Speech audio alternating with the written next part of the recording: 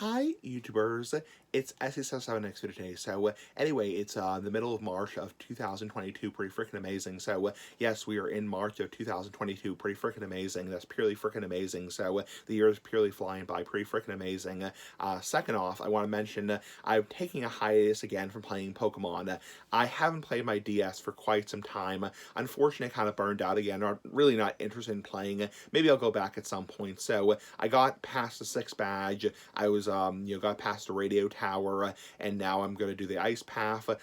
I'm not really interested right now in playing it, so I haven't played it for a couple weeks, so maybe at some point. Anyway, that kind of sucks, So, anyway, the main topic of this video is basically discussing essentially status conditions with Pokemon. So you have Pokemon and status conditions. So first status condition is poison. Now what poison does as a status condition, essentially it reduces your HP gradually.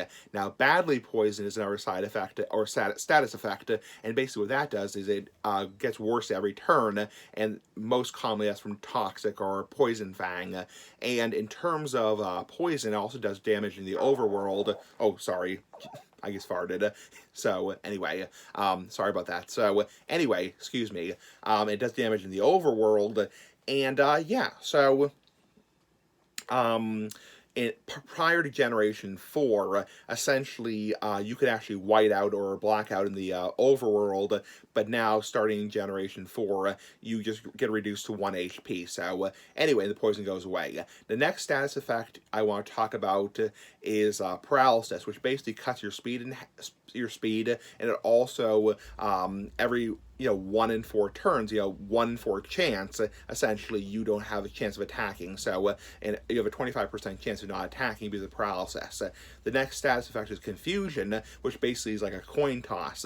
You have a 50-50 chance of attacking yourself. If you do attack yourself, essentially it's a typeless 40 power move is essentially what Confusion is. Burn, on the other hand, is like Poison. It reduces your HP, doesn't do damage in the overworld, thankfully. Doesn't do damage in the overworld, but it does basically, reduce your HP gradually during battle. Freeze basically makes it so you can't do anything, and in Generation 1, it was basically a death sentence, because there was nothing you could do unless you had an Ice Heal, or a Full Heal, or Full Restore. But now, starting Generation 2, if you get hit with a Fire move, or you will gradually, starting like Generation 3 and 4, gradually thaw out after a few turns. So, Freeze is really devastating. So, anyway, then you also have, let's see, you have Poison, Paralysis, Freeze, Burn, Confusion, and let me just see, I apologize for doing this. I almost forgot. Sorry. Sleep. Yes, sleep is another status condition. Sorry about that. I was going to look it up on Google, but I'm a little bit rusty here, so I apologize.